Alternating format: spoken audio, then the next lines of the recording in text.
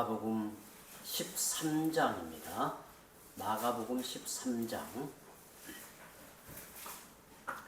하나님의 말씀 마가복음 13장 14절에서 27절까지 함께 교독합니다. 멸망에 가증한 것이 서지 못할 곳에 선 것을 보거든 읽는 자는 깨달을진저 그때 유대에 있는 자들은 산으로 도망할지어다. 지붕에 있는 자는 내려가지도 말고 집에 있는 것을 가지러 들어가지도 말고 밭에 있는 자는 겉옷을 가지러 뒤로 돌이키지 말지어다. 그날에는 아이들 자들과 젖먹이는 자들에게 화가 있으리라. 이 일이 겨울에 일어나지 않도록 기도하라. 이는 그날들이 환난의 날이 되겠으나 하나님께서 창조하신 시초부터 지금까지 이런 환난이 없었고 후회도 없으리라. 만일 주께서 그날들을 감하지 아니하셨더라면 모든 육체가 구원을 얻지 못할 것이거늘 자기가 택하신 자들을 위하여 그날들을 감하셨느니라.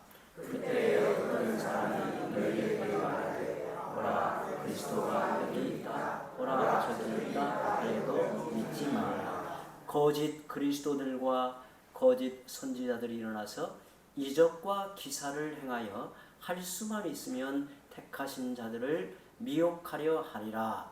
너희는 삼가라. 내가 모든 일을 너희에게 미리 말하였노라. 그때 그 환난 후 해가 어두워지며 달이 빛을 내지 아니하며 별들이 하늘에서 떨어지며 하늘에 있는 권능들이 흔들리리라. 그때 인자가 구름을 타고 큰 권능과 영광으로 오는 것을 사람들이 보리라.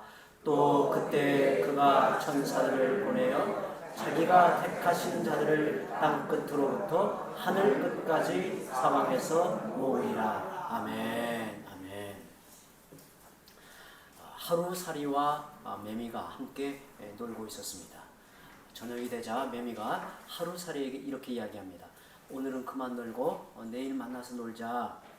하루살이가 이상하다는 듯이 쳐다봅니다. 매미야, 도대체 내일이 뭐야? 매미가 내일을 설명합니다.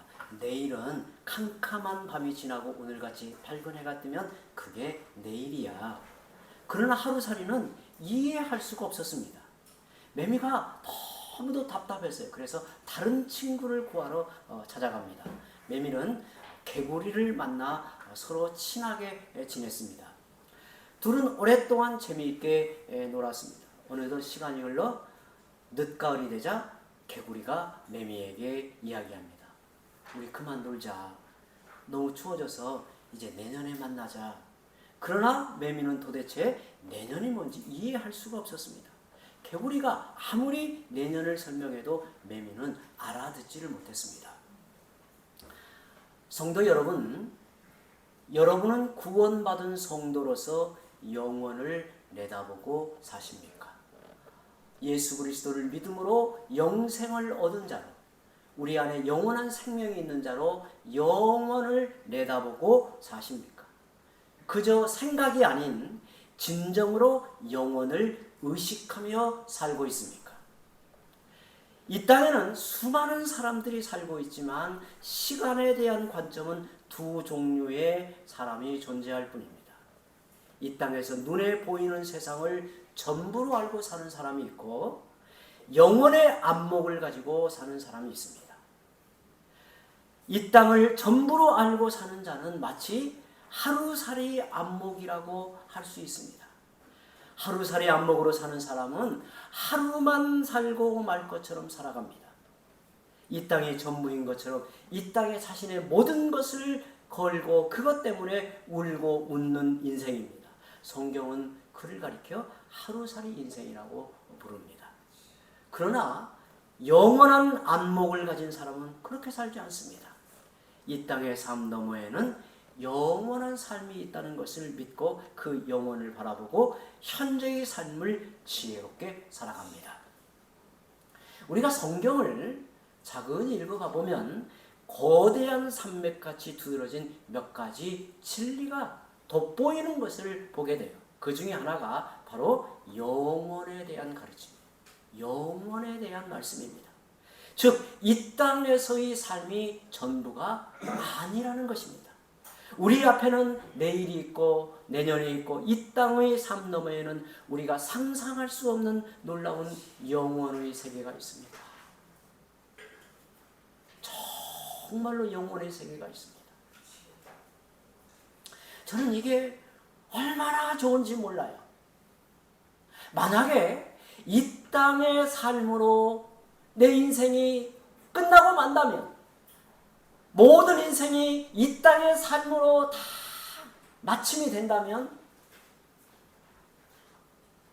금수저로 태어난 사람이 얼마나 좋고 정말 흙수저로 태어난 사람은 얼마나 불행하다고 할까요? 그러나 우리에게는 이 땅의 삶 너머에 영원한 삶이 펼쳐진다는 사실 앞에 우리는 놀라우는 거예요.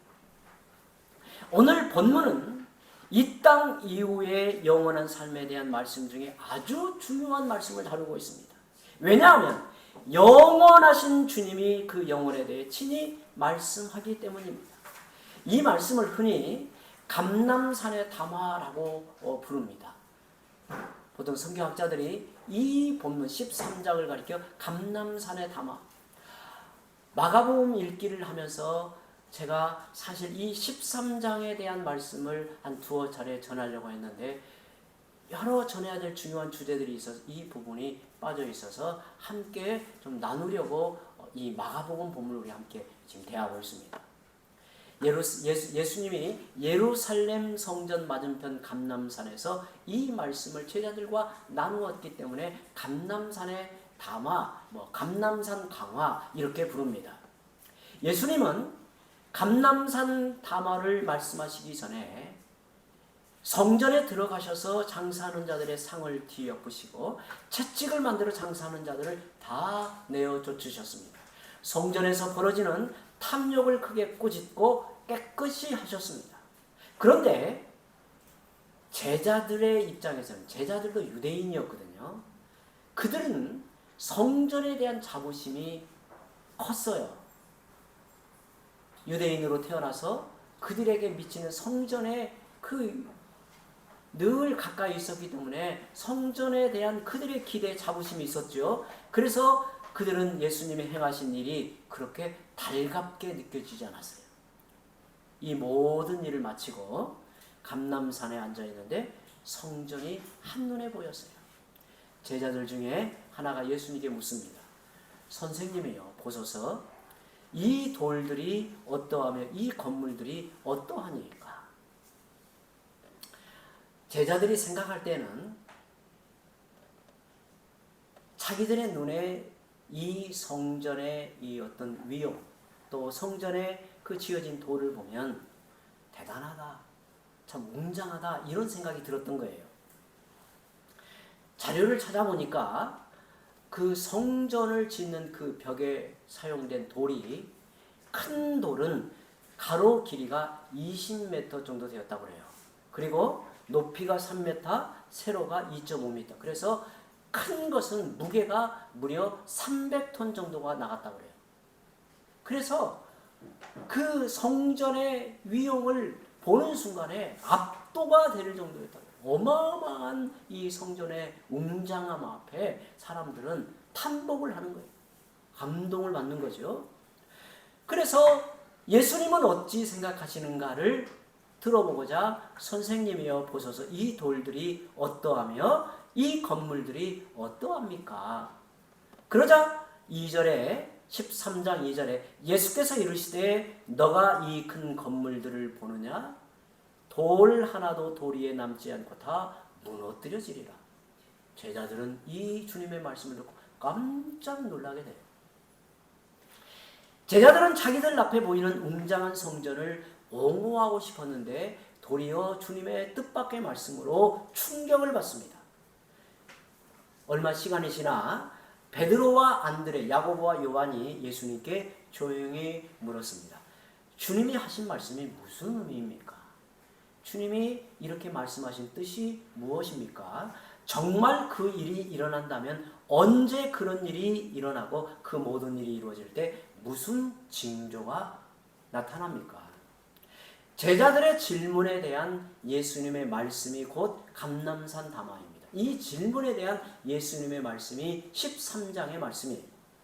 이 말씀은 마가복음 13장과 마태복음 24장, 누가복음 21장에 소위 공관복음에 다 기록이 되는 중요한 말씀이에요. 예수님은 그들의 질문에 답하시면서 앞으로 이 세상에 일어날 일들을 말씀해 주고 있습니다. 앞으로 이 세상에 벌어지는 일들이 무엇인가를 말씀해 주고 있습니다. 마가복음 13장이 좀 난해한 이유는 여기에 기록된 예수님의 예언이 이미 이루어진 과거의 일인가 아니면 앞으로 다가올 예언인가를 구분하는 게 쉽지 않기 때문에 그렇습니다.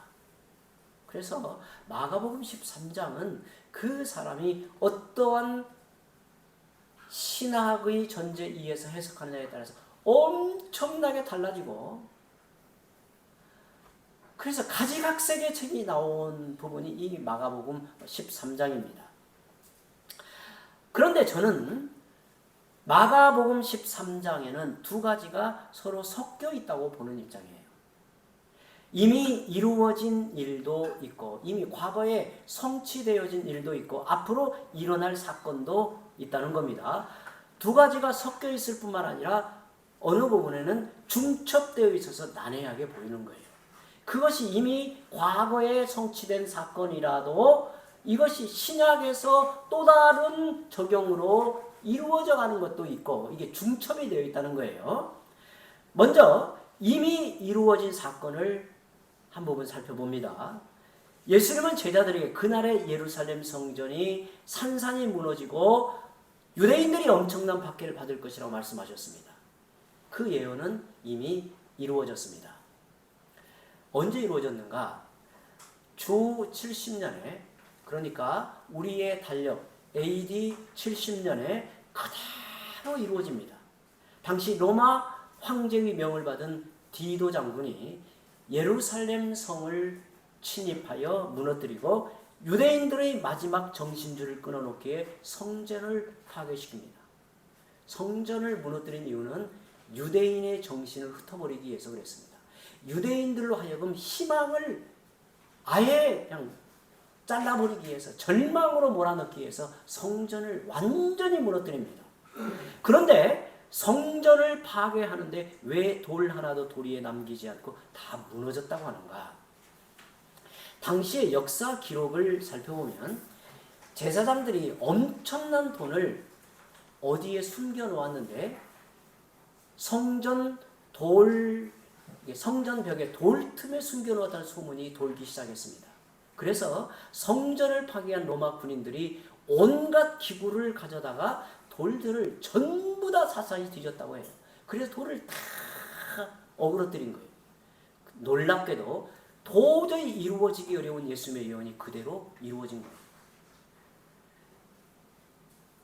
무언가 힘으로 의도적으로 돌 하나하나를 들추어내서 무너뜨리기 전에는 성전이 무너질 수가 없는 구조예요. 그런데 이 예언이 이루어지도록 하나님께서 놀랍게 섭리하였다는 거예요. 이렇게 마가복음 13장에는 이미 이루어진 예언들도 있지만 이 말씀이 우리의 주목을 끄는 이유는 아직 이루어지지 않은 예언들이 담겨 있기 때문입니다. 여기서 예수님이 이제 13장 전체를 우리가 보게 되면 10가지를 예언하시는데 5가지는 이미 이루어진 것으로 보여요. 나머지 5가지는 실현되는 과정에 있습니다. 그래서 마가복음 13장이 오늘 우리에게도 매우 중요한 말씀으로 다가옵니다.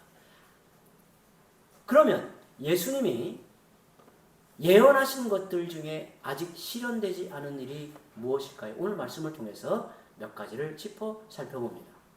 여러분, 앞으로 이루어질 일들 가운데 예수님이 매우 강조하신 오늘 우리에게 가장 중요한 사건은 하나입니다. 그게 뭘까요? 그것은 예수님이 육체적으로 이 땅에 다시 오시는 일입니다. 예수님이 육체적으로 이 땅에 다시 오시는 일이 이제 우리 앞에 이루어질 가장 중요한 사건이라는 말이에요. 26절 한번 볼까요? 26절 읽어봅니다. 그때의 인자가 구름을 타고 큰 권능과 영광으로 오는 것을 사람들이 보리라. 앞으로 역사의 어느 시점에 예수님이 다시 오실 때는 조용히 은밀하게 오시는 게 아니라 구름을 타고 큰 권능과 영광으로 오신다고 합니다. 이제 보통 이성적인 사고를 하는 사람들은 이게 가능할까? 어떻게 전 세계의 사람들이 동시에 이 모습을 볼 수 있는가? 우리가 상식으로 생각하면 어렵잖아요. 그런데 우리가 조금만 더 우리가 살고 있는 이 시대를 생각해 보면, 저는 예를 하나 들어보면 월드컵 경기할 때 그 경기하는 장면을 우리가 보면 고화질 텔레비전으로 첨단 이 기계로 경기하는 것을 보면 진짜 선수들이 그 치열한 경기를 하면서 막 뛰는 맥박, 이 흐르는 땀 방울도 다 보여요. 그것을 어떻게 보냐면 그야말로 동시에 전 세계가 같이 보는 거예요. 전 세계가. 저는 한때 축구를 엄청 좋아한 적이 있었습니다. 이상하게요. 하나님께서 저에게 성화의 은혜를 베푸셨는지 축구에 대한 이제 감흥이 아예 사라져가지고 어떤 경기도 누가 이기면 뭐해. 이긴 편이 내 편이지. 그 정도로 생각하지 보지 않습니다. 그런데 축구를 좋아할 때 보면요. 야, 정말 내가 이 고화질 텔레비전 시대에 살고 있는 게 복되다라고 할 만큼 그 현장감을 느끼는데요. 정말 저는 그렇더라고요. 여러분들은 어때요? 저는 막 심장이 뛰고 막 가슴이 막 두근거리고 막 그 정도로 흥분을 하면서 이렇게 경기를 보는데 전 세계 사람들이 동시에 그렇게 보는 거예요. 저는 어떤 방법이 되었든지 예수님이 이 땅에 육체적으로 구름을 타고 오실 때에 모든 전 세계 사람들이 두 눈으로 또렷이 볼 것이라고 확신해요. 성경이 그렇게 말씀하고 있기 때문에. 당시의 제자들은 예수님의 이 말씀을 이해했을까요?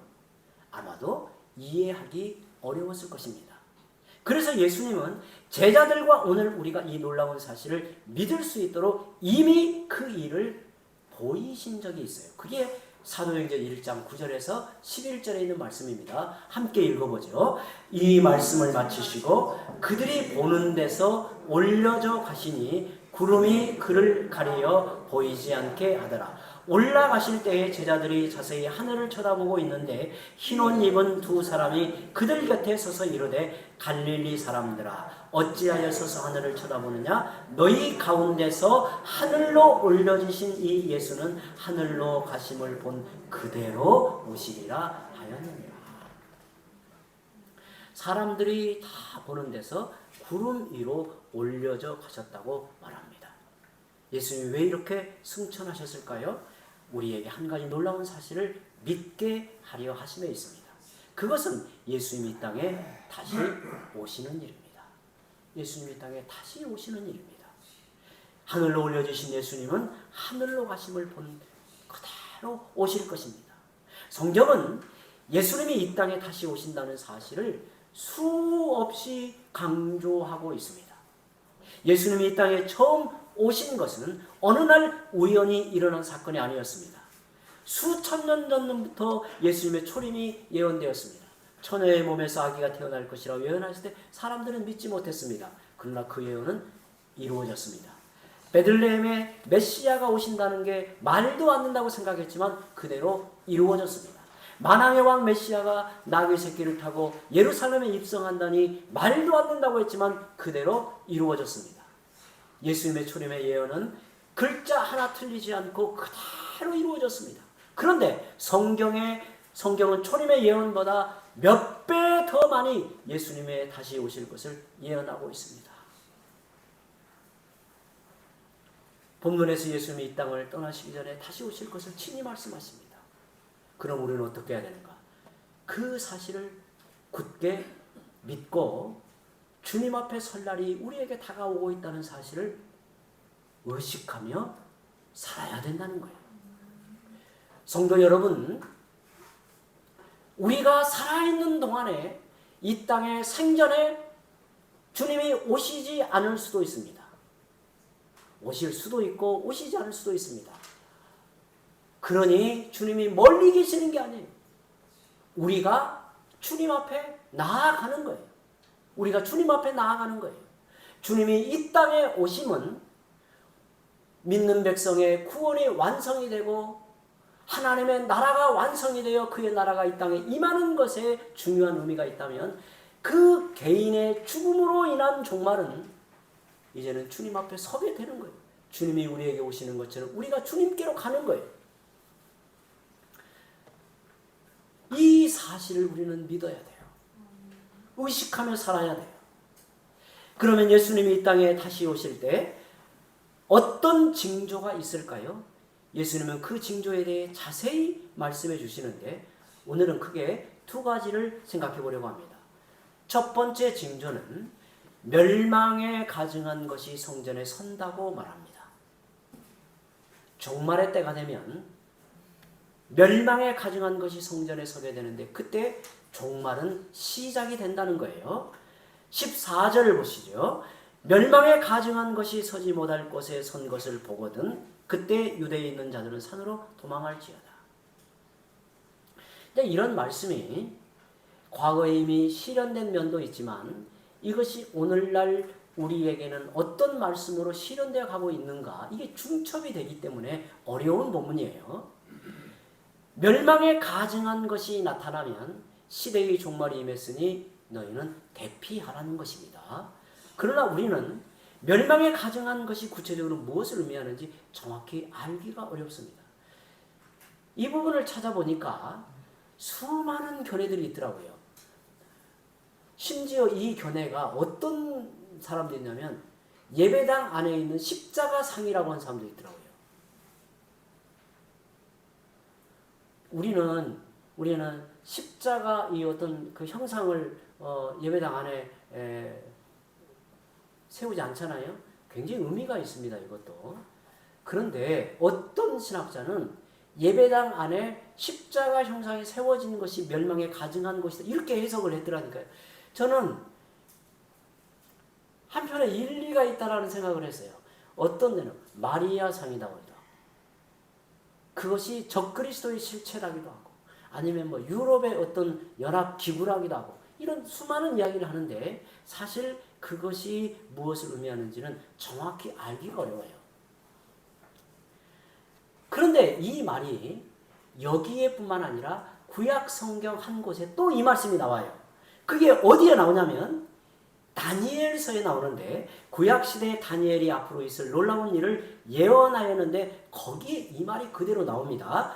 다니엘 11장 31절을 우리 함께 읽어봅니다. 시작. 군대는 그의 편에 서서 성소 곧 견고한 것을 더럽히며 매일 드리는 제사를 폐하며 멸망하게 하는 가증한 것을 세울 것이며 예수님이 하신 말씀과 똑같습니다.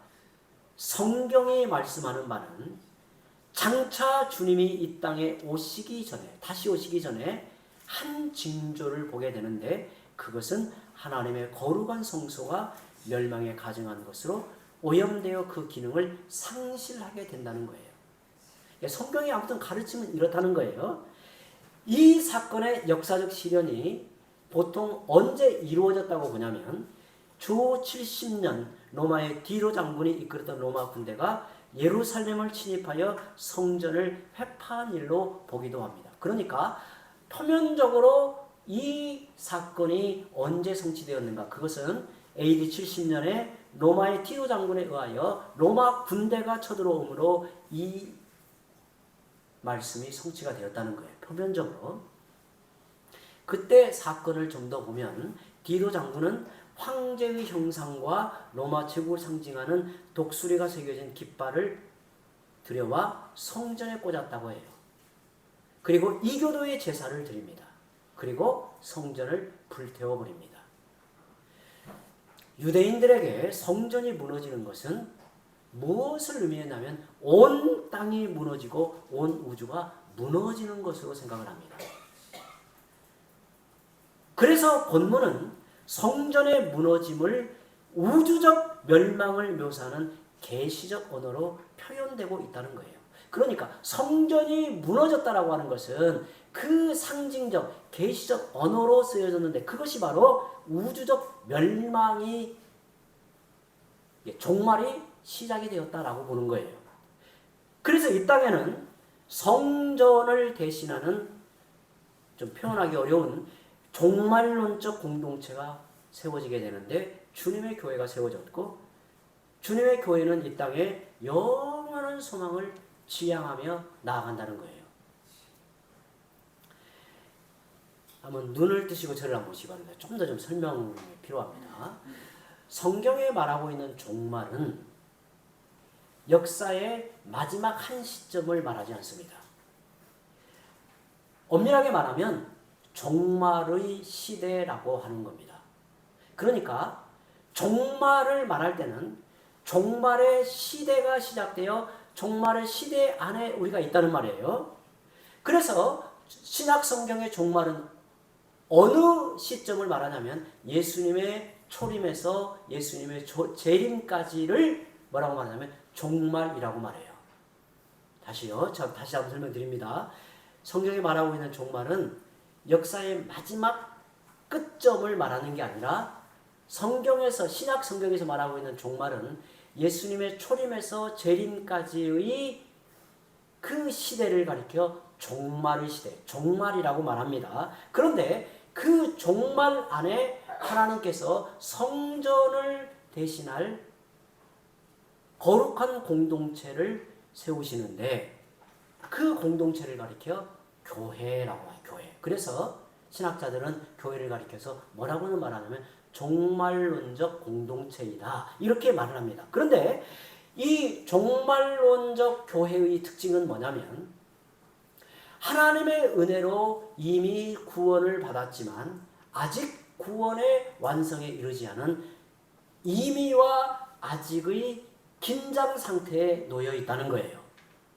그래서 필연적으로 종말의 완성을 바라보는 소망으로 충만한 공동체로 서가게 되는데 그들이 교회라고 말하고 있습니다. 머리가 약간 쥐가 나죠? 제가 이 설명을 할까 말까 하다가 그래도 그냥 설명을 드린 겁니다. 어려워도 그런 말씀이 있나 보다 생각하시면 됩니다.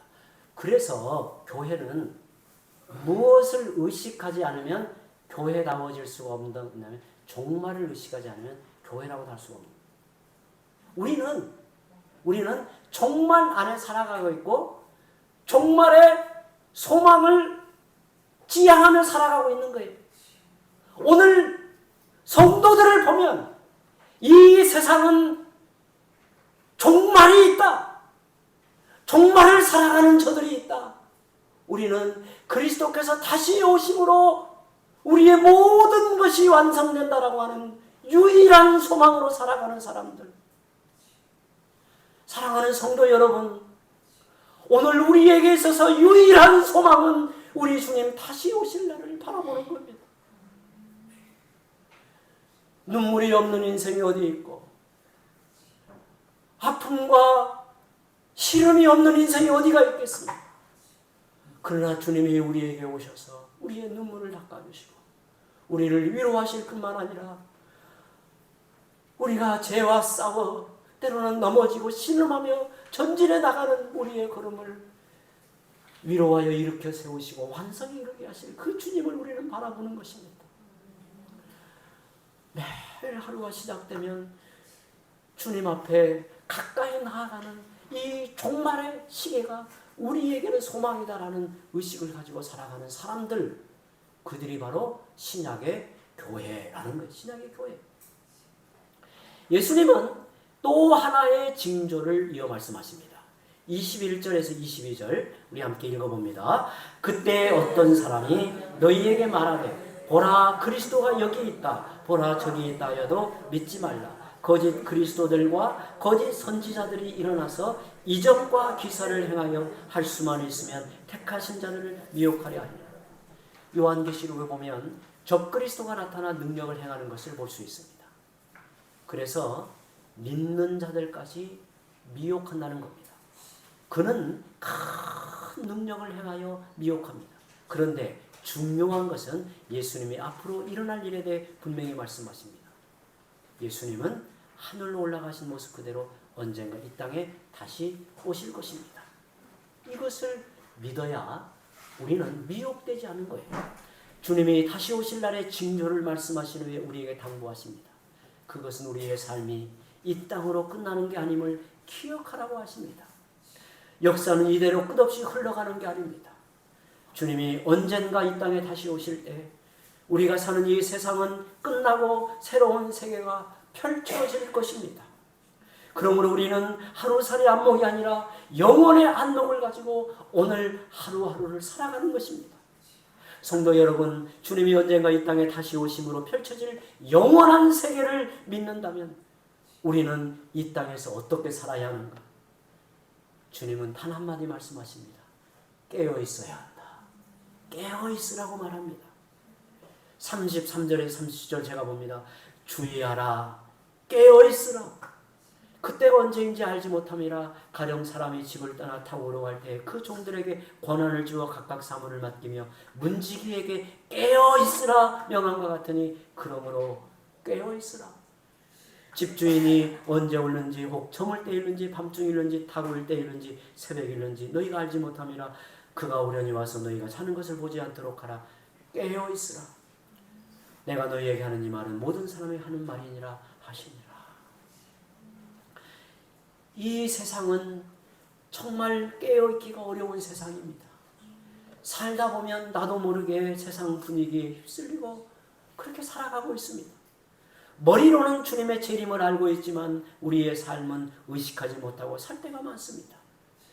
믿지 않는 자들과 별반 다르지 않게 살아갑니다.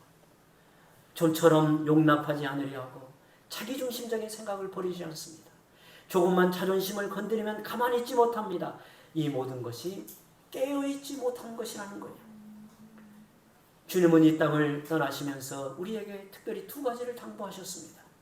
그것은 제자 삼으라는 것과 서로 사랑하라는 것입니다. 성도 여러분, 우리는 이 두 명령 당부를 잊지 말아야 합니다. 누구를 만나든 어떤 사람에게든 주님의 제자 삼는 사명이 우리에게 주어져 있습니다. 그들에게 그리스도를 나타내고 그리스도의 복음을 전하고 그리스도의 빛됨을 그들에게 나타내어 그들이 주님께로 돌아와서 그리스도를 따르는 제자가 되게 하는 일이 우리에게 주어져 있고 서로 사랑하라는 명령입니다. 먹고 사는 일로 애쓰는 것의 10분의 1이라도 하나님 나라와 복음을 위해 헌신하고 있는지 우리 자신을 돌아보았으면 좋겠습니다. 하루살이같이 이 땅에서 먹고 입고 자는 것이 우리의 모든 일이 되지 않도록 깨어 있기를 바랍니다. 주님은 곧 다시 오십니다. 그렇지 않다면 우리는 주님 앞에 곧 주께로 우리가 나아갈 것입니다. 우리는 주 안에서 영원히 사는 존재입니다. 우리는 주 안에서 영원히 살 존재입니다. 주님이 다시 오실 날을 소망하며 하나님이 내게 주신 사명을 감당하는 삶을 굳게 살아가는 성도들이 되시기를 바랍니다. 함께 기도합니다.